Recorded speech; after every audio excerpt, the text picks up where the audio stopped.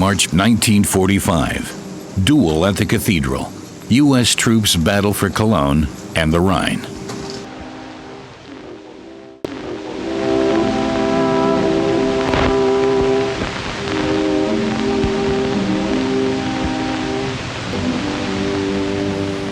Wir sind hier am Rudolfplatz. Here we are at the Rudolfplatz. For those of us from Cologne, the war is over. You know, there were 268 raids on our city. Added together, the hours that the city was on alert would amount to 80 days. Tag und Nacht. Day and night. Nun war wieder Ruhe und schlafen konnte man. Now, it was quiet and you could sleep once again.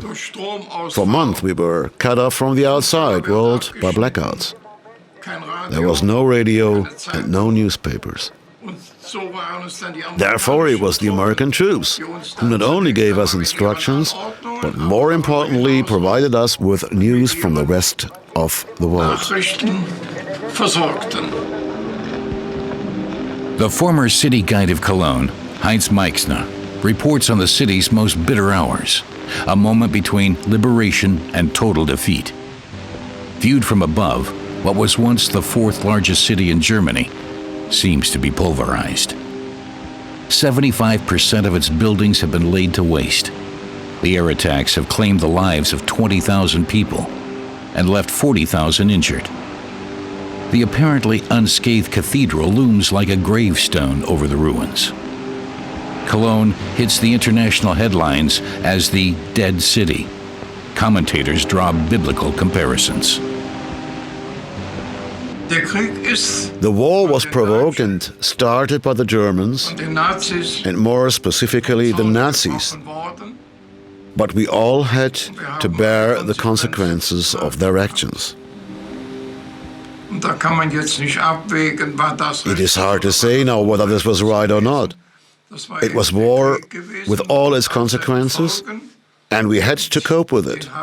It was started and had to come to an end.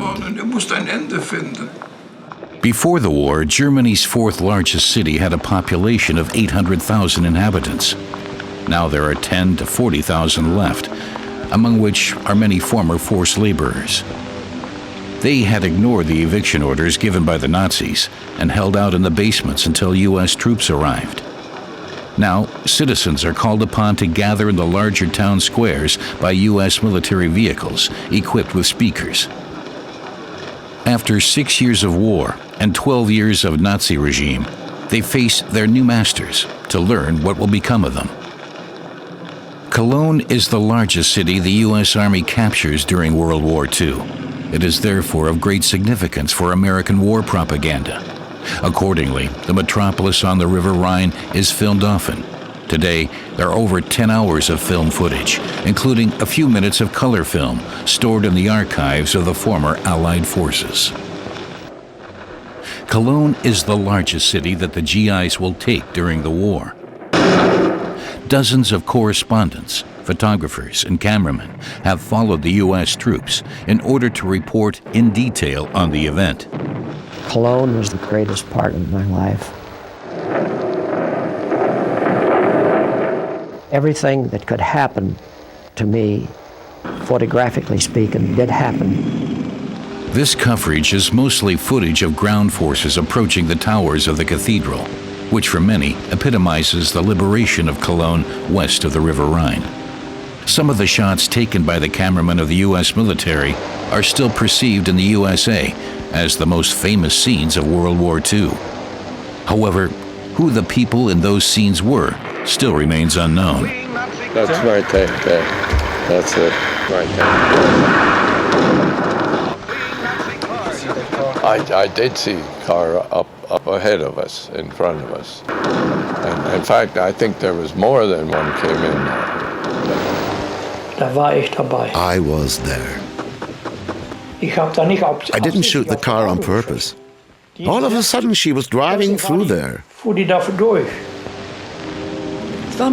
Yes, I immediately realized that this is my sister. Maybe I did that. I hope I was not the one that would have shot her. In addition, the perspective of former German Wehrmacht soldiers who had the order to defend the city to the last cartridge has scarcely been researched. That's true. We had the order to defend it down to the last cartridge. That's right. It is the last bridge over the Rhine River, which is blown up by pioneers of the Armored Brigade 106. This cuts off their own comrades from any means of retreat. I thought to myself, this is the beginning of the end. They wanted to get rid of us. Otherwise, they wouldn't have blown up the bridge. They knew that we had driven into the city center with 3 tanks. Open conflict breaks out between supporters and non-supporters of the demolition. And then my uncle just drew his pistol and shot. I still have this pistol. The work on this documentary became a real thriller in terms of research. It shed a whole new light on the well-known events and images of the battle for the city of Cologne. The climactic tank battle for the city. I remember clearly the first tank in line. When our first tank got to the open space in front of the cathedral, it was hit.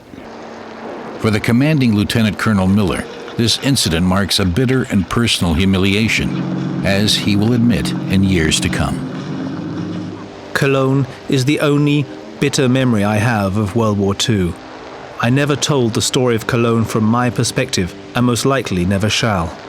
One man climbs Many up. people are trying to find out who those people were. Now, it's almost certain the commander who was reported to the battle for Cologne ends with a dramatic tank duel at the base of the cathedral. Maybe a second or something, very close. I would think if he would have fired, I might have been the one who got killed there. Cameraman Bates films the fighting within mere yards of the enemy. He described in detail how the German crew died, and thus a search for survivors is futile. The first shot went in and cut the legs off of the tank commander and the Tiger.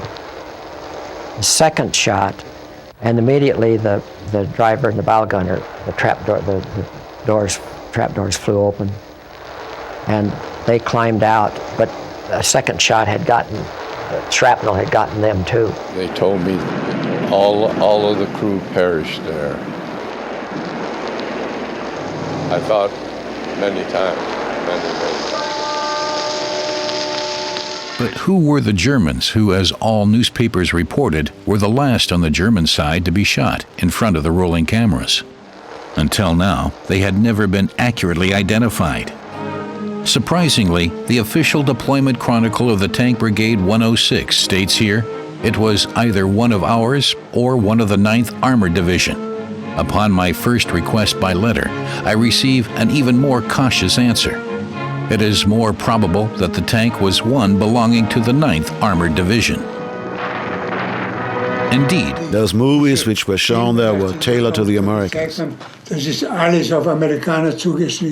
don't even like to watch it anymore. It's all just dishonor and sarcasm.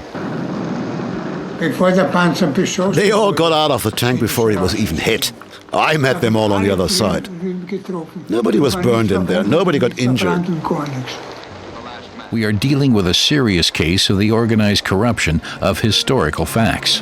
This question was answered for the first time by your research. These records show that a man named Wilhelm Bartelbord was the tank commander. Bartelbord had never in his life talked in public about what had happened there. We were completely tense and time seemed to stand still.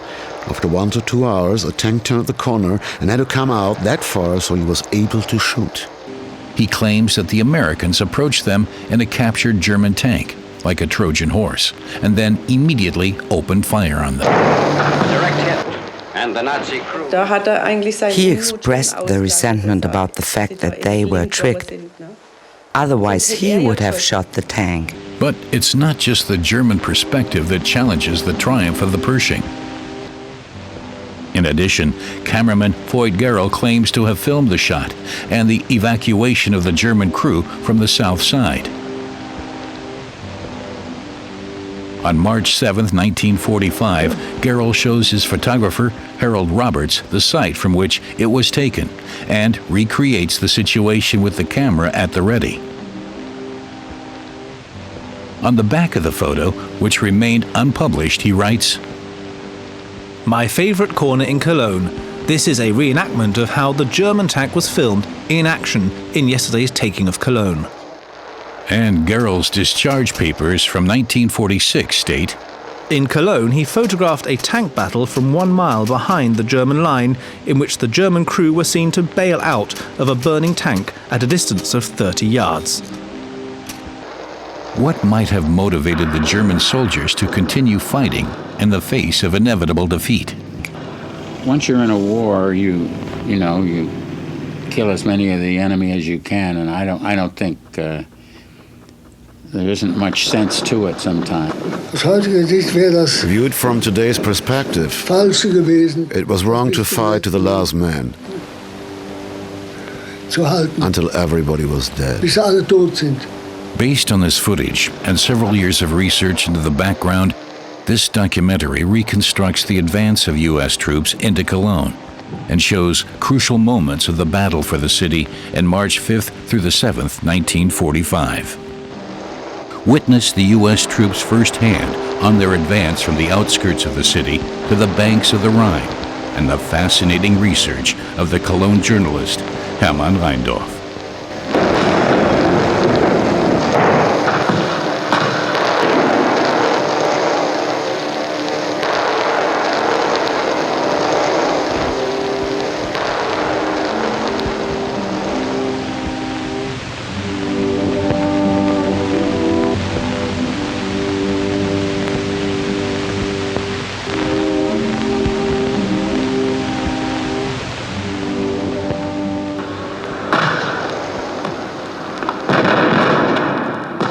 Monday, March 5th, 4 a.m.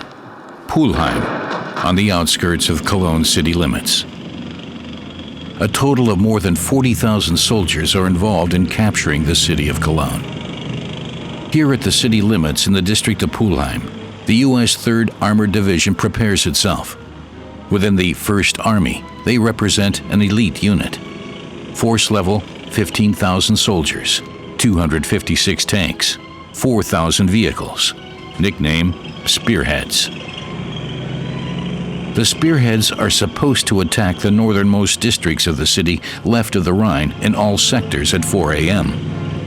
The plan of attack calls for them to be the first to cross the city border and reach the Cathedral and the Rhine River.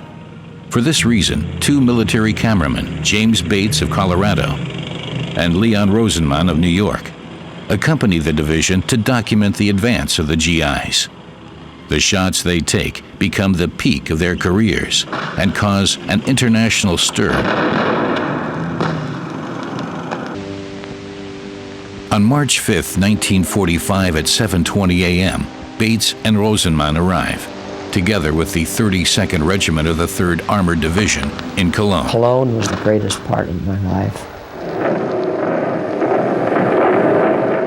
Everything that could happen to me, photographically speaking, did happen. The Germans had their back against the river, but around the Rhine River. And it was a long, long battle of street fighting. After passing the city's border, Bates and Rosenman are on the front line the entire time. They follow a newly developed American tank on its way through the city. It is a prototype of the model Pershing T-26, the most powerful U.S. weapon on ground. By this time, we had a new T-26.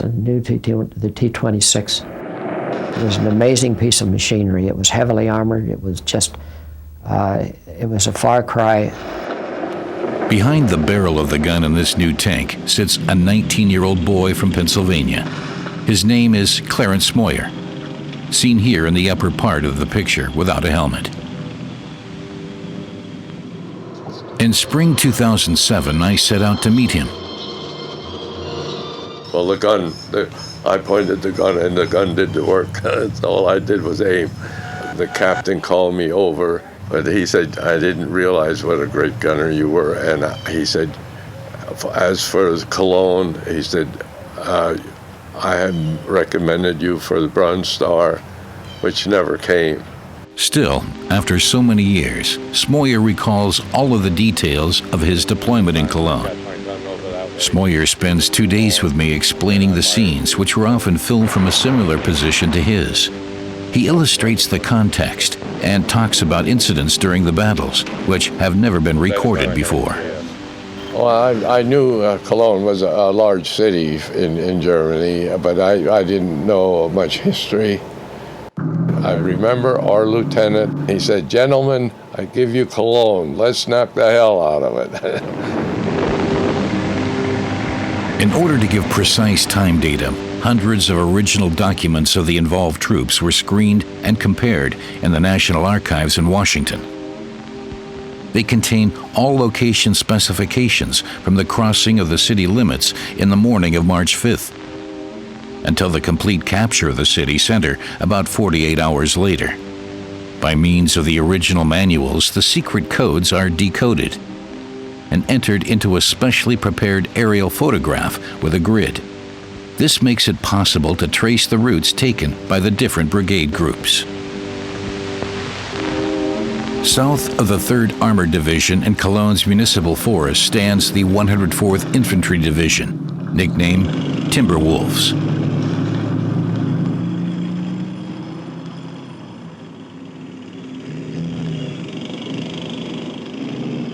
After departing the area of Frechen, they had encountered minefields and had over 100 injured to care for. They scour the area for enemy forces between the western main roads into the heart of the city. The soldiers are also accompanied by several cameramen. These include the film cameraman Clarence Smoyer from California, who took these images. He worked together with photographer Harold Roberts from Massachusetts as a team. As Gerl films the Timberwolves marching across Aachener Straße in Junkersdorf, he can be seen from the rear on the left side of the image. Standing firmly and with his eye on the viewfinder, he presses on the shutter release. The most important western access road of Cologne is now open. For Clarence Smoyer in particular, the next 2 days will be among the most memorable experiences that he has during his tour as a wartime cameraman. At noon, he is filming in Müngersdorf. After the skirmishes in the morning, no more resistance is noticeable. The muzzle flashes of German tanks are only occasionally reported. After each shot, the German soldiers seem to retreat rather than to defend or even hold terrain. Here, we have the first images of German prisoners of war. The northern half of Cologne, including the city center, belongs to the combat zone of the 81st Army Corps, under the command of General Friedrich Köchling. He has barely 5,000 men. After the war, he will state for the record before the U.S. Army that the exhausted troops were not remotely able to defend Cologne. In order to even slow the advance of the U.S. Army, they are able to offer only delaying resistance. There was a direct order from Adolf Hitler to defend Cologne down to the last cartridge. Before this nation and the entire world, we declare that we will never give up this area and will defend it like a fortress until our dying breath. Köchling can be seen here on the left side of the image with the propaganda minister Joseph Goebbels and General Field Marshal Walter Model. Officially, he forwards the unaltered army command to his divisions to defend Cologne. Secretly, however, he has long since ordered the heavy weapons and supply units moved to the right bank of the Rhine, and this is the way he wants it to remain. In spite of all propaganda, and as Köchling writes, without the knowledge of the army leadership.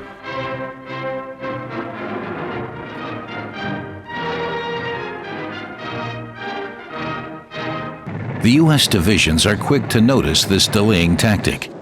Despite the desperate situation on the German side, the Americans still anticipate a worst-case scenario.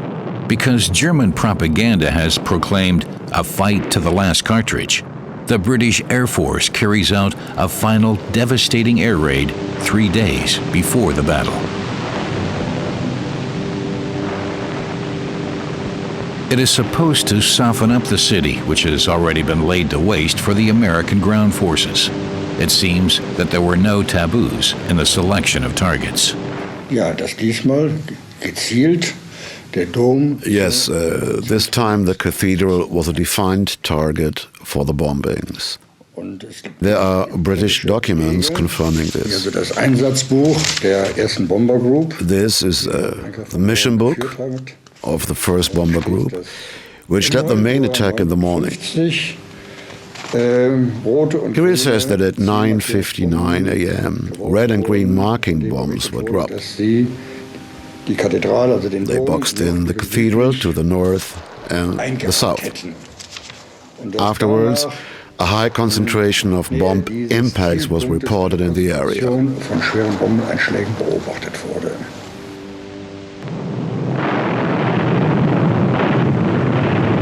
In the first week of March, the American 8th Air Force by day and the RAF by night hammered at the doomed city of Cologne. The airdropping of those heavy blockbusters with weight of 2,000, 4,000 and 8,000 pounds created an enormous pressure and suction effect. However, the architecture of a Gothic cathedral and its resistance to the influences of the seasons for centuries enable it to withstand storms. The cathedral shook, windows were blown out, perhaps the roof was taken off, but it withstood the attack. A Romanesque church with such walls, windows and greater contact surface would have definitely been destroyed. Das konnten die britischen Kommandeure nicht wissen. But the British commanders could not have known about the ability of a Gothic cathedral to bear up under such a bombing. Cologne was Hitler's greatest fortress in the West. Now that fortress lies battered and burning. The Timberwolves are on the street from the city of Düren towards Cologne and see the inferno. It's about 17 miles from Cologne. We could watch the airplanes go over Cologne and bomb Cologne and see the shrapnel go up. And the clouds with their shrapnel broke up in almost the airplanes. And there were times when the airplanes just coming back dropped their crew and blew up shortly after they crossed over us. And it was war, and that's about the most ridiculous situation man has ever come up with. German soldiers are probably scarcely affected by the attack. Military police were able to stop the troops in time. And then we wanted to go through Cologne, but were stopped outside of the city because an air raid was taking place. After the military police had unblocked the way, we came to the destroyed city and I had to detail some of my troops to join the infantry. 2 days later, on March 4th, the Allied forces changed their minds. At 6 p.m., the American ground forces received the order not to shell the cathedral. The cathedral seems to be saved.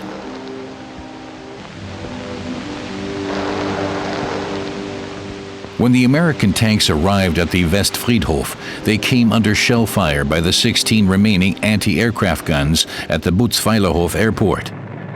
There are 150 of these dreaded cannons in the whole city. Right around that time, we had a terrible barrage, artillery barrage, coming from the Germans. Shells were exploding all around. First, I thought we were being bombed. I thought it sounded like bombs going off all around. To avoid being an easy target, the Americans cover the area of the airport in a cloud of smoke. They send infantry ahead to eliminate the ground forces and gunners stationed around the anti-aircraft guns. It takes over an hour until the smoke dissipates and the tanks can drive on.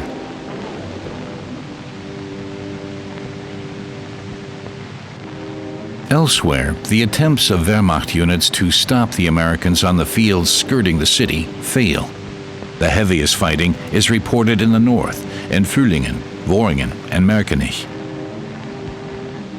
During a counterstrike, the 9th German Armored Division loses an entire company within minutes. The Americans also report the loss of several tanks. However, with 10 times the number of heavy artillery, it only leads to a minor delay for U.S. troops.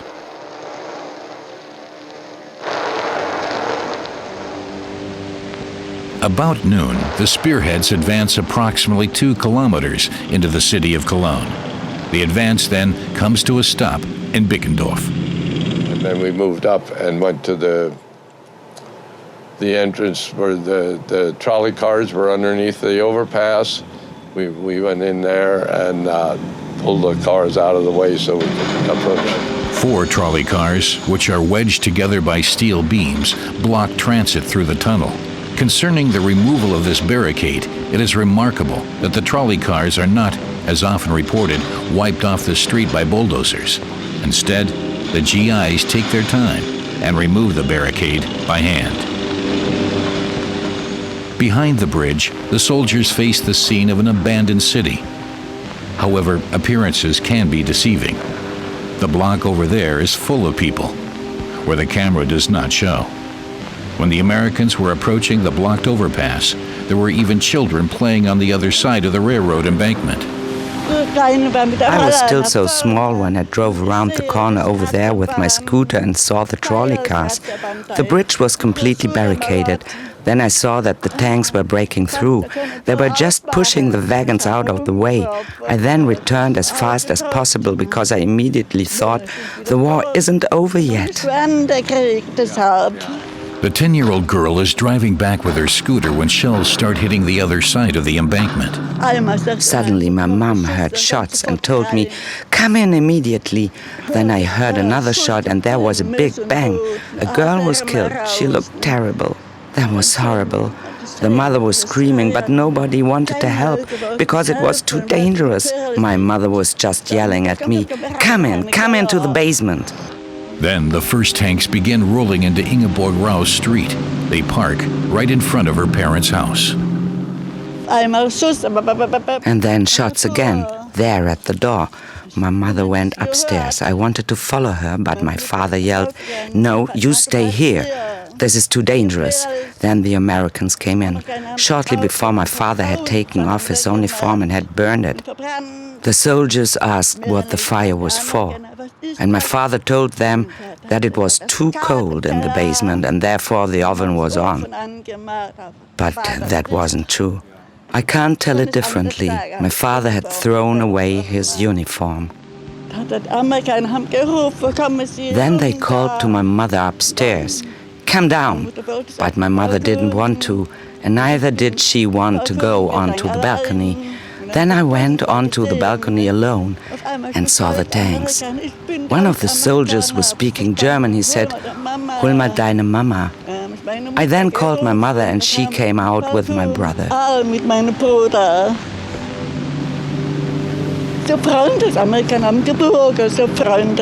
The soldiers were very friendly.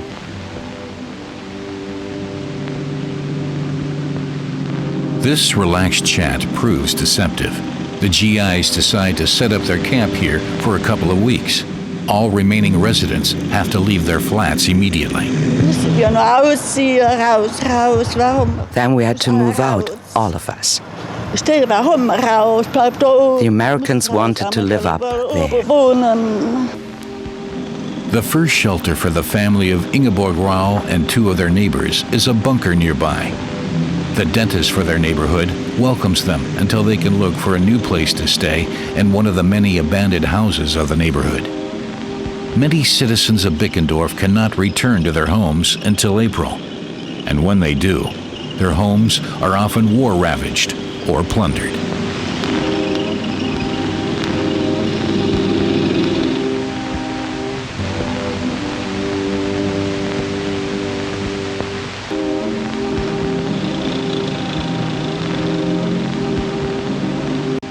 The Timberwolves of the 104th Infantry Division are in the more heavily hit districts of Braunsfeld and Lindenthal. At this point in time, the soldiers of the Wehrmacht have already fallen back from all sectors and regrouped amongst the maze-like streets of the city center. The Wehrmacht then organizes a kind of mock defense and managed to escape over the Rhine River with the largest possible amount of heavy arms. While the soldiers of the Wehrmacht are leaving, the Nazi command sends auxiliary forces from among the police of Cologne to the front line. In Braunsfeld, there are about 100 policemen. They receive the rather ambitious order to recapture the district and actually attempt to do this. In contrast to Wehrmacht soldiers, most city policemen are not even arrested by the Timberwolves, but are sent home as ordered. Only those who continue resistance are arrested.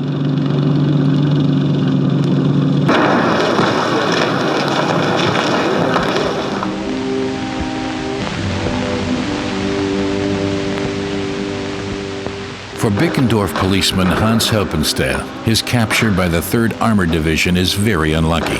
The 3rd Armored Division has a policy that any and all policemen captured are to immediately be deemed prisoners of war.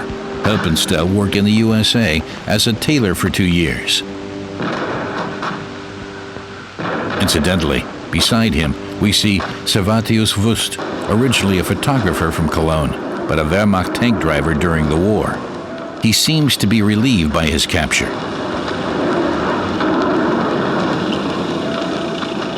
Helpenstedt and Wust ride to the prisoner collection point on the hood of a jeep and are slowly driven past the destroyed Rochuskirche. The images of Rosenmann look like a small ceremony, but the situation is more dangerous than one would assume. The photo team moves past the edge of a minefield. A citizen of Bickendorf shows the GIs the precise location.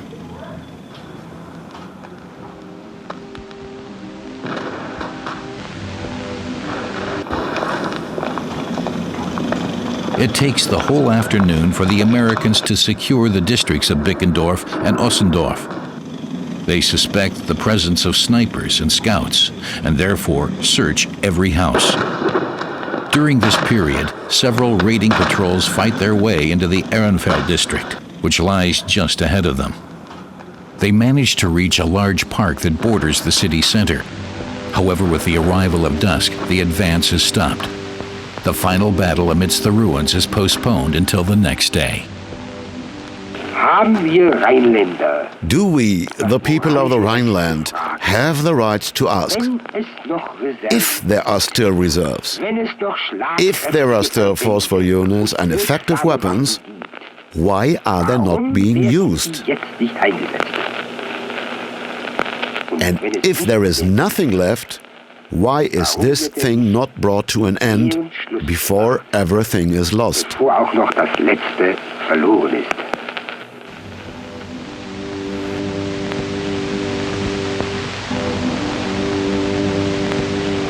Day 2 of the American advance into Cologne. It was a turbulent night. Purportedly, on the German side, it was characterized by desultory independent actions. The attack on the city center of Cologne starts in the northwest, like here at Westbahnhof train station, and in the quarter of Belgisches Viertel.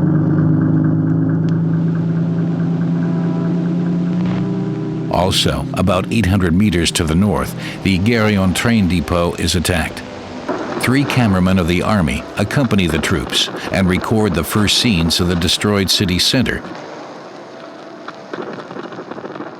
Here, it is the team of James Bates and Leon Rosenmann. As on the day before, they are escorted by E Company of the 32nd Regiment of the 3rd U.S. Armored Division, the unit of Clarence Smoyers.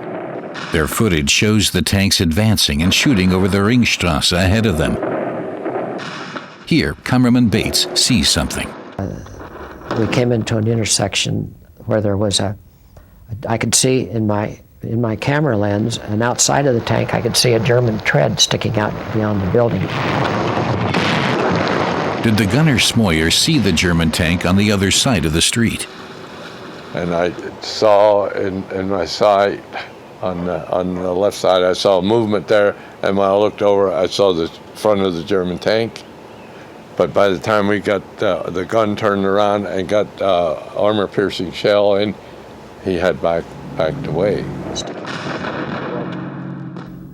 I told the tanker about it, and he knew that the only way he could do it was to knock off the whole front of the building. And then we were firing through the building, thinking maybe we could hit him, and never knew. Who might those German soldiers in the tank on the other side of the street have been? The last heavy arms the Wehrmacht sends over the only intact bridge across the Rhine belong to the Tank Brigade 106.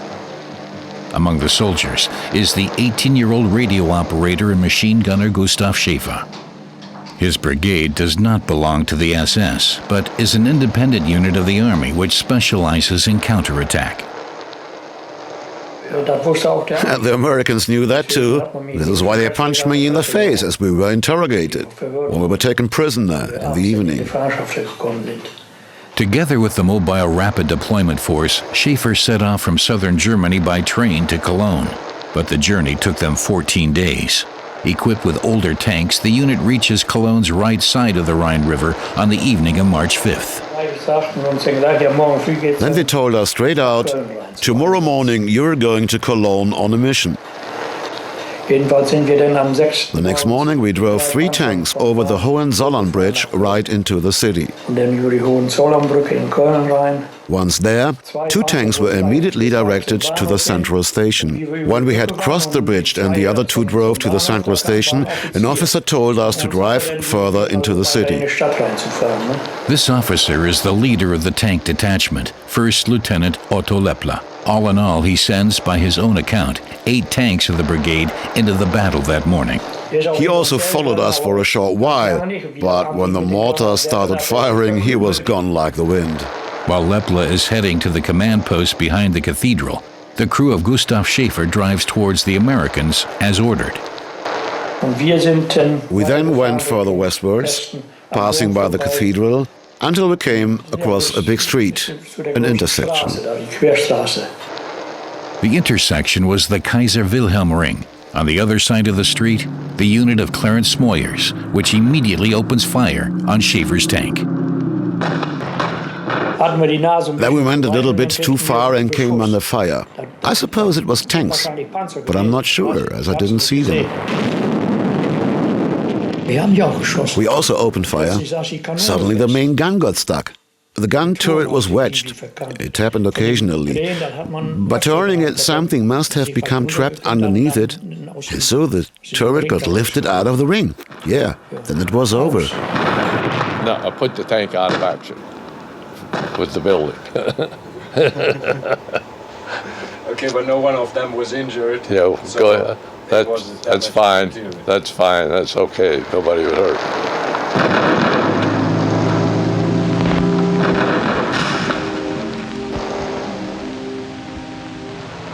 Even if it seems as though the U.S. tanks were the only ones to move towards the city center at the front line, the attack is not led or directed by the armored companies, but by the infantry. The tanks serve only to secure the most important intersections and the flanks on both sides. It is a tactic the commander of the foremost armored battalion, Lieutenant Colonel Clifford L. Miller, does not agree with. The advance was probably not fast enough in the eyes of the West Point Military Academy graduate. When the infantrymen crossed the border to the city center at Christophstrasse and Friesenplatz, they came across the old men that made up the Volkssturm. The U.S. officers optimistically assumed to have overcome the heaviest resistance in this section of the front line. However, Lieutenant Colonel Miller questions this assumption and restates his opposition to the attack formation being used. The new plan. A special force of light and medium tanks will attempt to maneuver quickly over the Friesenstrasse towards the cathedral and the Rhine River.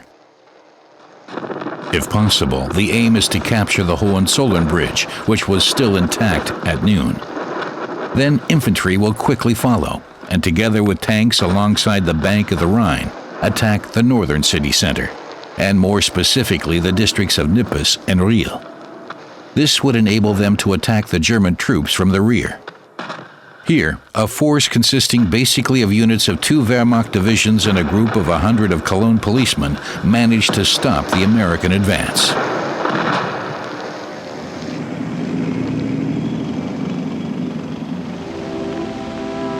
For Clarence Smoyer's unit, it takes longer than expected for the German troops, which Gustav Schäfer include, to pull back further.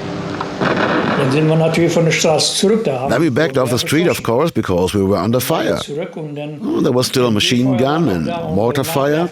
I kept shooting into the heaps of ruins. There could have been soldiers in them, watching us drive. I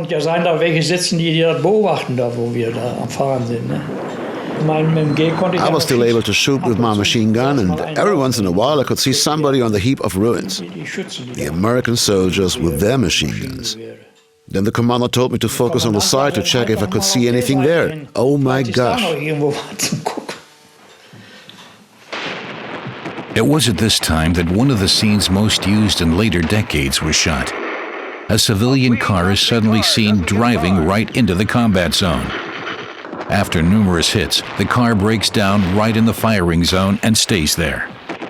Meanwhile, the buildings around it are collapsing, and everything that moves is being shot at, including civilians. And a careless Superman gets his.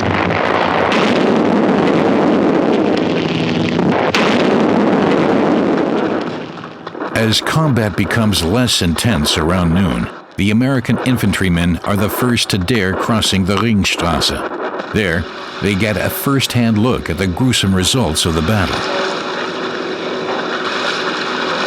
In contrast, the next scenes seem miraculous. They find a young woman in the heavily hit civilian car. She is injured, but survived the inferno, as footage shows.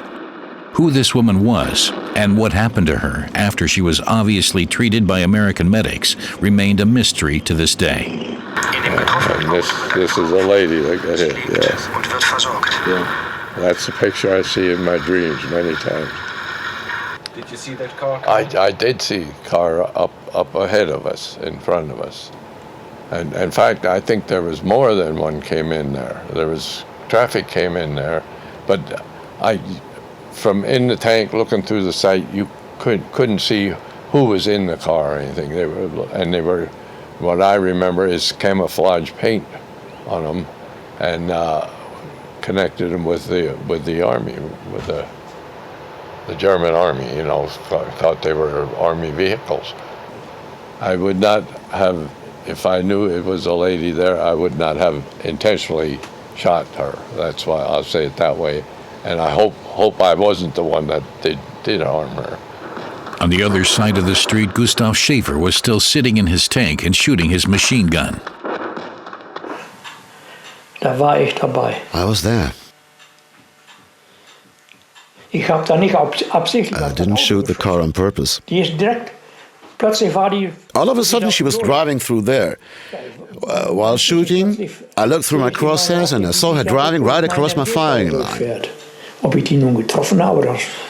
Whether I hit her or not, I almost believe I did. I guess when I released the trigger, it was already too late. Clarence Smoyer and Gustav Schäfer, now that they know of each other, would also like to know what became of the young injured woman. I never talked about that except once with a former assistant gunner. I told him the story and he said, "Don't worry about that. It was war, and nobody can help it." Other than that, I never discussed this matter. I felt the same way. I always thought maybe I did that. I hope I was not the one that would have shot her, because I surely wouldn't shoot a woman. A fleeing Nazi car. Is it possible that she survived the war and is still alive today? A woman driving an auto was one of those who did not make the bridge. This is a scene which gives hope. It can be found on a movie reel that the family of cameraman Rosenmann called my attention Most to. of their patients were wounded Reich soldiers. On it, a newsreader reports that many Germans were treated by U.S. medics. The footage shown gives the impression that the young woman was actually taken to a field hospital. I promised Schäfer and Smoyer to ask about this incident in Cologne. Yes. I just examined this closely. I thought that couldn't be true. Like that? Yes. I immediately realized that this is my sister. Katharina Esser is almost 27 years old on the morning of March 6, 1945, when she was caught in the crossfire at the Christophstrasse inside the Opel P4. The car belongs to grocer Hans Delling, for whom Katharina has been working for a couple of years.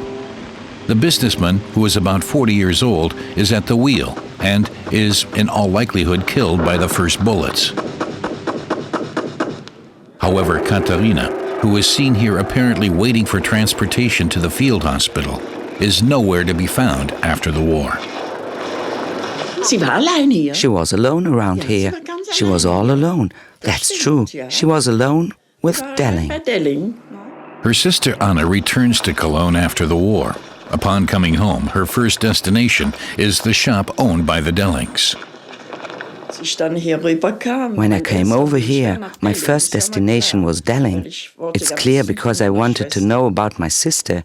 Then I got this message, yes. That was the worst message I've ever gotten. I can't even talk about it today, because I'll start thinking about it.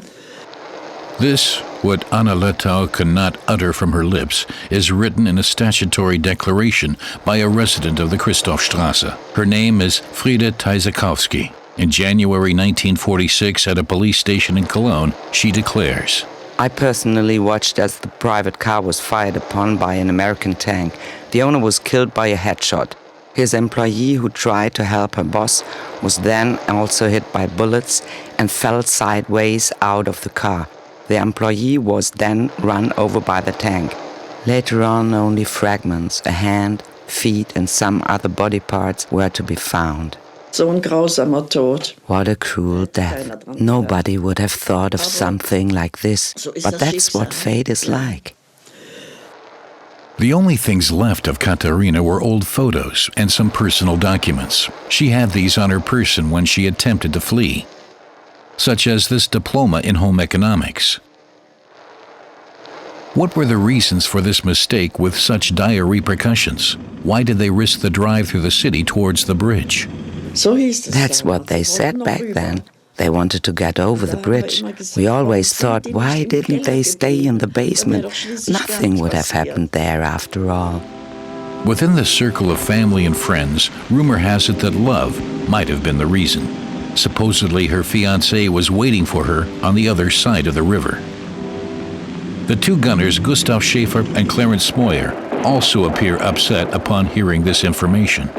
They wonder what happened just a few minutes after noon, after those alleged last scenes.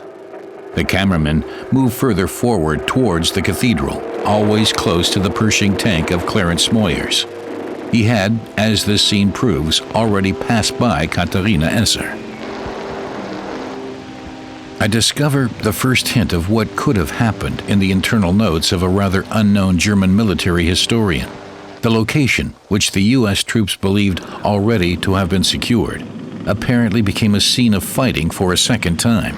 Apparently, it was an anti-tank unit of the Wehrmacht that opened fire on subsequent U.S. vehicles from a building on the Christophstrasse. In spring of 2007, I send this hypothesis to the Association of 3rd Armored Division Veterans.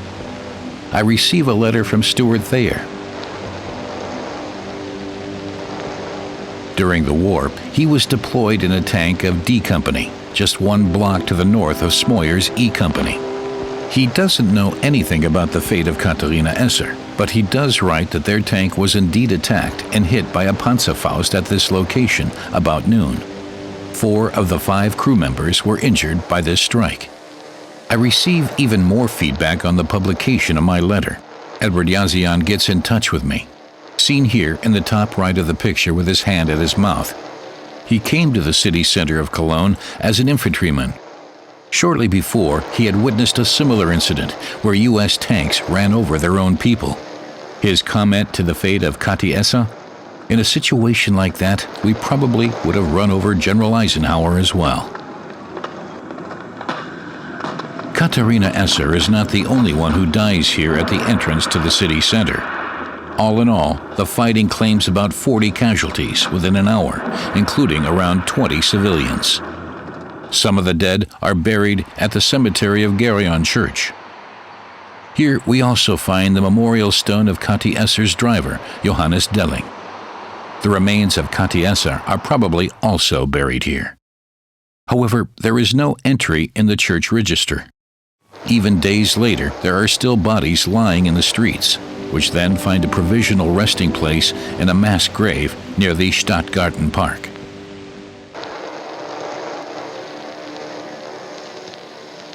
The old wounds, which were obviously opened again by this research, are still deep. However, Anna Lettau feels satisfied now that her sister's story is more clearly reconstructed. I couldn't be more grateful.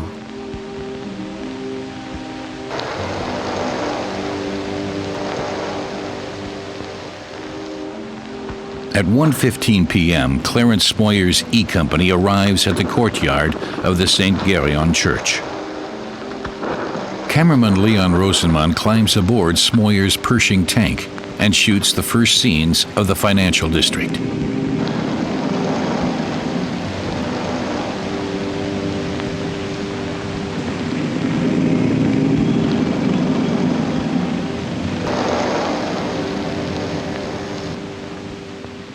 Back on Friesenstrasse, the spearhead of tanks in F Company of the Brigade Group Müller becomes the preferred choice for the last advance from the Friesenplatz Square to the Rhine River.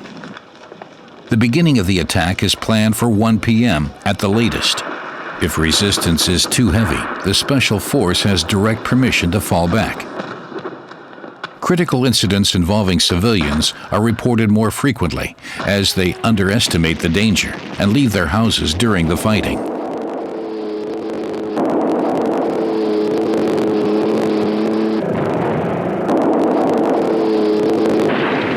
Following the fighting to the shadows of the ancient cathedral, Signal Corps cameramen, Sergeants Rosenmann, Bates, and Garrow record the climactic tank battle for the city.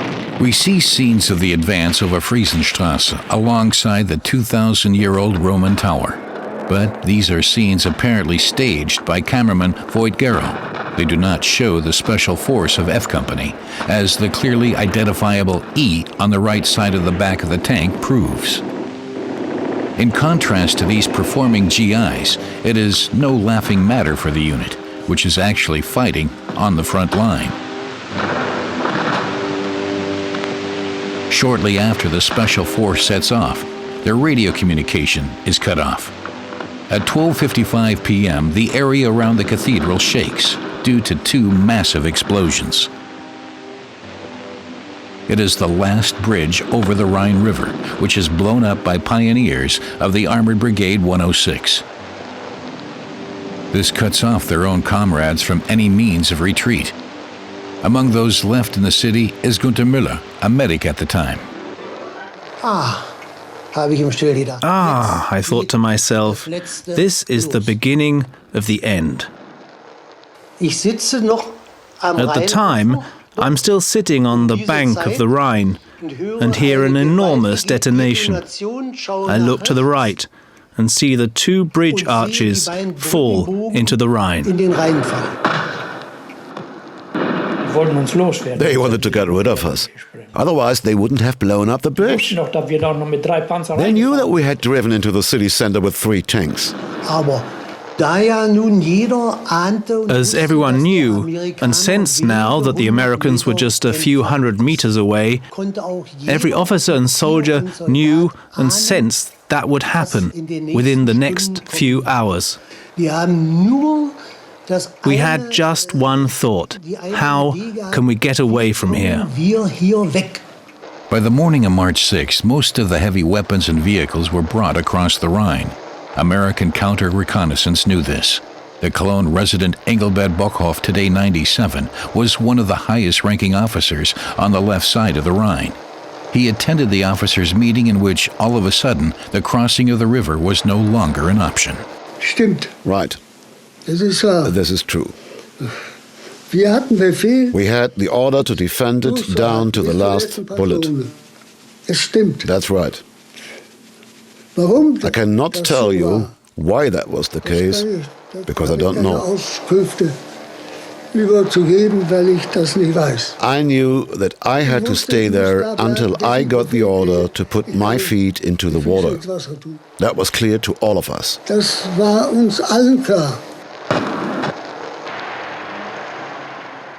It is mainly the leader of Cologne's Nazi party, Joseph Grohe, seen here in the picture, who is blamed with having placed severe pressure on officers of the Wehrmacht to force their units into fighting to the last man. Units that had already arrived on the right side of the Rhine River were summoned back to the old city, and even as far as to Nippes. Apparently, the soldiers had been assured that the destruction of the bridge would be delayed until the last possible moment. After all, we still had the prospect of leaving via the bridge, if there was no other way. Wrong. The bridge was blown up, which basically meant for us, you have to stay here. We didn't expect that the Hohenzollern Bridge would be blown up. Surgeon Major Kunstler also shared this opinion, and he told us face to face that if it was still possible, we would go back to the bridge and cross it in order to set up a new military hospital over there. A fallacy. By morning, there is an atmosphere of impending departure in the command post at the cathedral. First Lieutenant and Company Commander of the 106th Armored Brigade, Otto Lepla, couldn't believe his eyes. His son described the situation to me in a letter. Everybody was preparing to leave. Files were burned, and most people left. When plans to destroy the bridge leak through, open conflict breaks out between supporters and non-supporters of the demolition. At noon on March 6th, General Lieutenant Ernst Günther Bade is the leading combat commander for Cologne, an experienced commander on many fronts. When he finds out about the plan to cut off the only escape route, he immediately drives from the cathedral bunker to the administrative offices of the district to the south of Cologne. There he meets, by his own statement, a commanding officer of the SS. We were told that it was about the blasting of a bridge. The SS officer wanted to do it, but my uncle replied that this was out of the question. The SS officer then said, "I'll do it. I have been ordered to." And then my uncle just drew his pistol and shot. I still have this pistol. Bade allegedly asked the SS officer inside the Gauleiter bunker twice to stop all measures which would prevent troops from crossing the river. After that, he shot him. As we know, Bade wasn't able to prevent the destruction of the bridge with his action. Nevertheless, the killing of the SS officer was interpreted as an act of resistance and honored by renowned authors after the war. However, all of these newspaper articles only reference the statement Bade himself gave. It was published in his biography, which was written by a close friend in the 1970s. Half a dozen witnesses are named in the biography, to which Bade allegedly told his story. They can all be easily validated and confirm the described incident and talk about Bade mostly with open admiration. But still, the statements by the general himself remain the only source. Here we see scenes from his private archives. To this day, there is no hint of the identity of the SS officer who was killed. The man held the rank of Oberführer. Despite intensive research, I cannot find a dead person who matches the officer who was killed. Bade himself reported sick soon afterwards and left on an intricately pre-arranged escape, accompanied only by his driver. He fled because he was sought after due to his action. He was very nervous. He was here and he was there, but could never be caught. This is why I'm convinced that the reports are true. Be that as it may, Bade was one of those commanders who had fought on all fronts and liked to perceive themselves as the conqueror of foreign lands. showing no sentimentalities despite all the strains. This didn't change until the moment of ultimate defeat approached. He could not bear a war on his home territory, or the idea of involving the German civilian population in the fighting instead of foreign civilians, as shown in these pictures. As a result, during the final stages of the war, he became an opponent of the Nazi regime that he had so admired. When a commander said this is how it's got to be, he didn't decide whether it was in keeping with commands from Berlin or how to serve the cause best. He served the cause. Whether his further actions on March 6, 1945 had an impact remains unknown. The strict ban on falling back over the river remains officially in effect far into the night. It may be due to Bada that those soldiers who try to cross on their own initiative are at least not shot. Shortly after the demolition, scenes of panic are observed among the German soldiers on the banks of the river, which are typical in the following hours. Of course, the soldiers then acted impulsively, went into the buildings and unhinged the wooden doors to cross the River Rhine like a raft. Ähnlich eines Flusses den Rhein zu überqueren. Leider waren die Türen zu leicht. Unfortunately, the doors were too light to carry a human. Many slipped from the doors. I saw it. I don't know what became of them. Every hour, more soldiers tried to cross because everybody saw that, oh, he is getting himself a door or a piece of timber or something else made of wood. They just tried to save their lives. This is how the soldiers went into the water on their own initiative. There was no order, not during my time. Meanwhile, the tank of Gustav Schäfer is still some 800 meters inside the city, hiding on a back road in the Gerion district. When the news of the demolished bridge gets around among the crew, the question arises, what to do now? The commander then said, back the tank in one of those side streets. It was pretty much night. Then he said, oh, we can't go back anyway. What shall we do? Get out? He got out. Immediately, civilians called us to them. We then went into this basement. If the others had caught us, that would have been it. Of course, as it was basically desertion. After all, the command was to fight to the death and not just walk into captivity. Günther Müller, who is holding out on the riverbank, also wonders whether it wouldn't be better to give up. Yes, I could have done that. I could have departed from our group, hidden in the ruins, waited overnight, and then been an American prisoner of war. I didn't do that. I stayed with the troop and said, we'll see. Something will happen. Maybe they will capture us anyway, but I didn't want to just walk over to them. Müller and the other German soldiers north of the cathedral still haven't seen anything of the Americans. According to the plan of attack, they should be the next target after the capture of the cathedral. But the Americans cannot even consider an advance to the north yet. Still, there is no news about the special force, which set off from the Friesenplatz around 1 p.m. It is still a long march to the cathedral. At 3:02 p.m., some 2 hours after the blasting of the bridge, the briefing room of the 3rd Armored Division announces its first message. It's bad news. The special force is stuck. The advance of the tanks, planned and proclaimed as Dash to the Rhine, ends about 150 meters before the cathedral on a dead-end street behind a heap of rubble. Bulldozers are requested, but they are not used. The attack designed to relieve units, which are cornered by the Germans in Nippes and Niel, is also put on hold. In the course of the afternoon, the brigade group in these sections loses 3 more tanks, including one of the new T-26 Pershing tanks.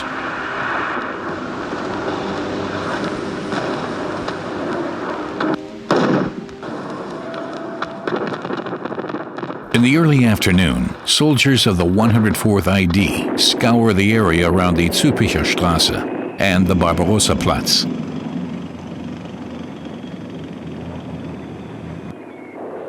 Seen here, the Herz Jesu Church at the Zülpicher Platz.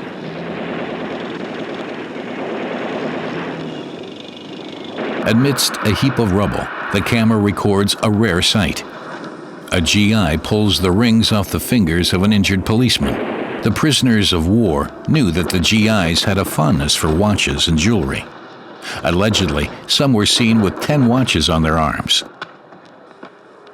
Then the footage becomes more commonplace. The camera records a rifle being crushed.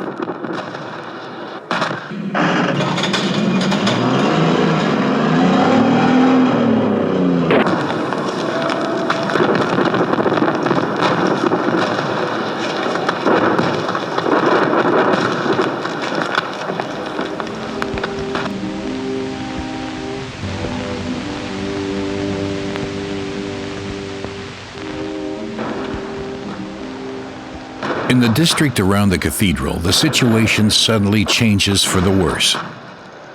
Army correspondents, photographers, and cameraman Voigt Garrow rejoin the special forces and begin to witness a dramatic combat for the cathedral.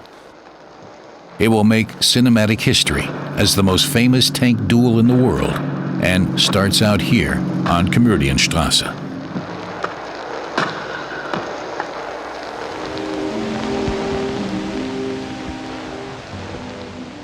In New York, I meet U.S. journalist Andy Rooney, who worked at the time as a correspondent for the Stars&Stripes, the Army's global newspaper.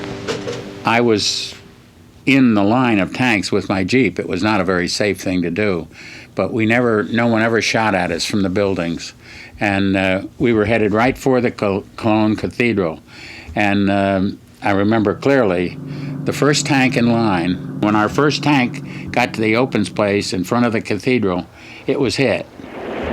There are several cinematic and photographic documents of the combat on Komödienstraße. One scene shows how a seriously wounded commander scrambles out of the wreck of his tank with only one leg.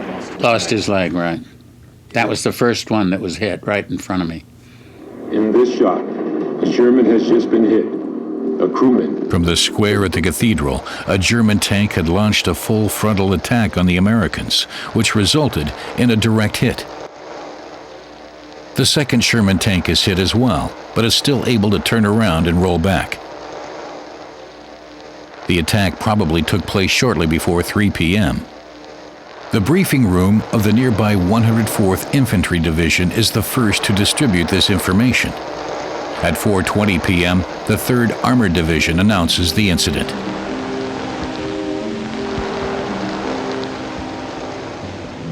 Smoyer's unit hears about the attack as well. At this time, his Pershing is parked on a parallel street more to the north, in the financial district. The cameramen Leon Rosenman and James Bates are filming here. This German tank that was sitting right in front of the Cologne Cathedral had knocked out a number of our tanks and just causing havoc. They had command over that whole area. We had radio contact, and the company that was on the other side when the German knocked our tank out, they radioed to our company commander and asked us to go down and try and get the German tank. The German Panther tank came out of its hiding place in a tunnel under the central station, as corresponding statements confirm. Now it lurked at the only free access to the cathedral, exactly at the end of the street which Smoyer enters. Who were these German soldiers who tried so valiantly to stop the Americans while fighting a losing battle? Until now, they had never been accurately identified. We remember the description by Gustav Schäfer. Then across the Hohenzollernbrücke into Cologne, 2 tanks were immediately directed to the train station, and there was an officer. For the officer and company commander Otto Lepla, it was clear who was in this tank. According to his notes, he had assigned the man personally. These records show that a man named Wilhelm Bartelbord was the tank commander. Bartelbord had never in his life talked in public about what had happened there. It takes almost 2 years for me to obtain a handwritten letter written to a friend in which Bartelbord describes the fighting at the cathedral in detail. I observed the ruins ahead of us with my binoculars. The square was surrounded almost completely by buildings that had been destroyed, except for the first floors. So I was able to detect by chance that something was moving behind the ruins. It was the turret of a Sherman tank. And closely behind that was a second one. The tanks were driving on a street which led to the square at the cathedral, but we couldn't see into that street. So we shot several armor-piercing shells through the ruins and must have directly hit the 5th Sherman, as we concluded from the detonation and the smoke.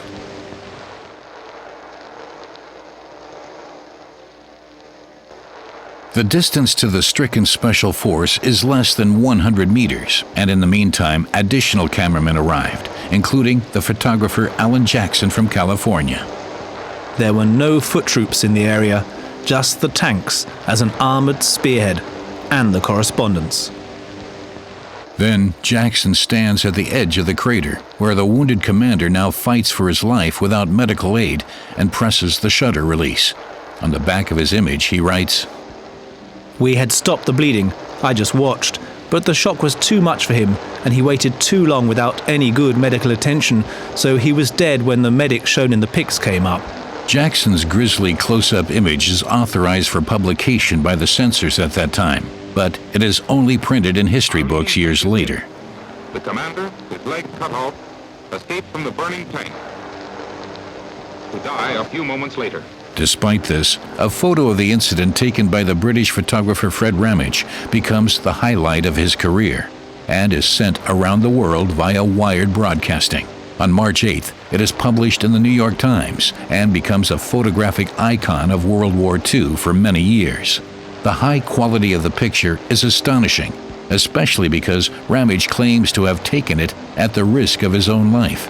He publishes his memoirs in 1962 in the British newspaper Weekly News. There, he writes that he rode on the turret of the Sherman, but that he had jumped off to organize something to drink. As he walked away, the German tank suddenly showed up. The tank commander came out through the hatch at an incredible speed, forced out by the explosion. That was the point at which my shutter dropped. It was a world scoop. Our leading tank is hit. The commander, his leg cut off, escaped from the burning tank to die a few moments later. The tank commander is not the only dead GI at the cathedral, who was seen by the correspondents gathered here. On March 7, 1945, the day after this famous photograph was taken, Robert Ziller was in the center of Cologne as a cameraman for Royal Air Force film production. As a 19-year-old German Jew, Ziller fled from Berlin alone. 12 years later, and with a great deal of experience as a wartime cameraman in both Africa and in the Mediterranean, Ziller returns to a war-ravaged Germany. It was strange to be back in Germany again, Nazi Germany, which was now in ruins. We were a team, me and a driver, and we drove to Cologne. I had no idea what I was doing there. I mean, I wanted to film Cologne. What shocked me most was the complete destruction around the cathedral, the tank and the dead soldier. On March 7th, Robert Ziller was early enough in the Komödienstrasse to observe the wreck of the tank. Also, the dead bodies of soldiers were as yet unrecovered, as is shown here in a picture by life photographer George Silk. There was a sort of body hanging out of over the turret was a body hanging out. I saw this. Maybe I didn't film it because I respected the body. Maybe I didn't film it. Oh, I did see it. Instead of scenes of triumph, scenes of horror and defeat. For the commanding Lieutenant Colonel Müller, this incident marks a bitter and personal humiliation, as he will admit in years to come.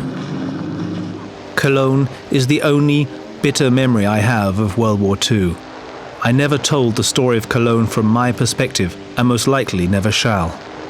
Commander Müller doesn't know who the U.S. soldiers were who died here. Their identity remains unknown to this day. The only hint is that the commander is supposed to have been an extremely young lieutenant who got his promotion to tank commander just a few days before. Apparently, none of the reporters had dared to ask for the young man's name. And it's not in my book. I probably is not. I should have gotten the name, but I did not. And there was some reluctance on the part of the authorities to release the names of seriously wounded people until the family had been notified. So that's why I would not have used the name of the man who lost his leg and subsequently died. Many people were trying to find out who those people were in that tank that died, and I don't know. Someday somebody might find out. I don't know. Only one of the crew managed to escape, although seriously wounded. His name was John J. Jaluka. He lived in Ohio until his death in 1998. His son Doug writes me that Jaluka was normally supposed to sit beside his commander in the tank turret above. But this seat on the turret was already taken, perhaps by the photographer Fred Ramage. Jaluka was forced to take the co-driver's seat. Doug has no desire to place blame on anyone. The dismissal from the turret saved his father's life. I now have with Jaluka's certificate of discharge all necessary information to understand more clearly U.S. military movements and actions in Cologne. This progress is mainly due to a fuller comprehension of the daily morning reports of a company, which are stored in the Army Archives in St. Louis. If there really were persons killed in F Company while stationed at the Cathedral, their names would surely be in these files. Here we see on March 7th the entry for J. Jaluka, seriously injured. 2 days later, I find 4 more names, which are entered retrospectively for March 6th. These are recorded as MIA, missing in action. On March 20th, a correctional entry is made. The MIA is changed to killed for 3 of the men. The only officer among them is Lieutenant Carl E. Kellner, who may be our unknown commander. The other 2 corrections were made for the soldiers Julian H. Patrick and Curtis Spear. After making a marathon of phone calls to people residing throughout the U.S., and with the cooperation of genealogists and helpful family members, I contact all of the families of the men killed at the Cathedral. Although not all of them are willing to speak about the old story, all confirm the deployment of their fathers, brothers, or sons to the Cathedral of Cologne.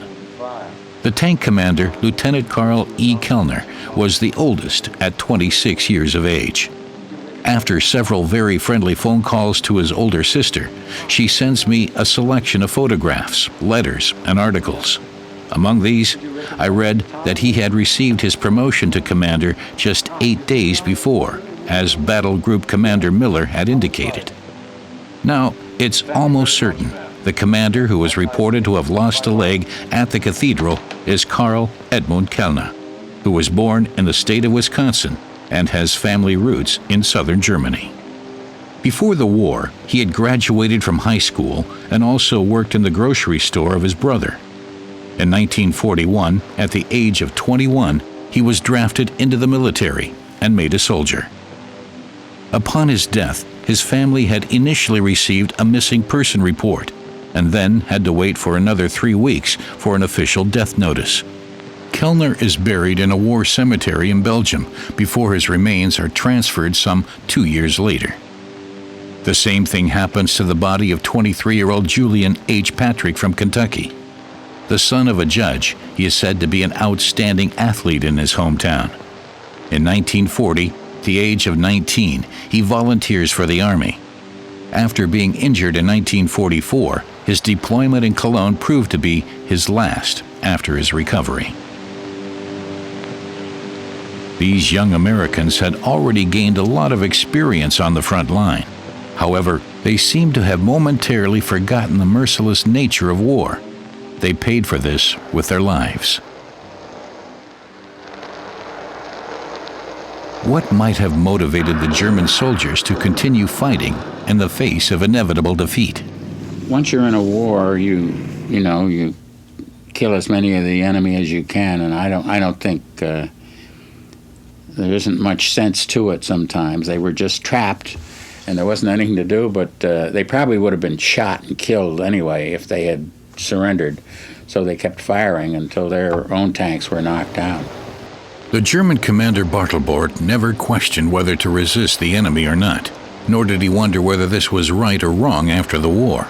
In his letter 50 years after the end of the war, he also makes no secret of this fact. It is simply nonsense that I gave the command, "We'll fight until the last cartridge." I never said that. It wasn't necessary anyway. Every member of the crew knew that he could trust in the other 100%. Therefore, there was no reason for Bartelbord to fall back or to ever give up. Afterwards, we focused on the street north of the cathedral and turned our gun in this direction as well.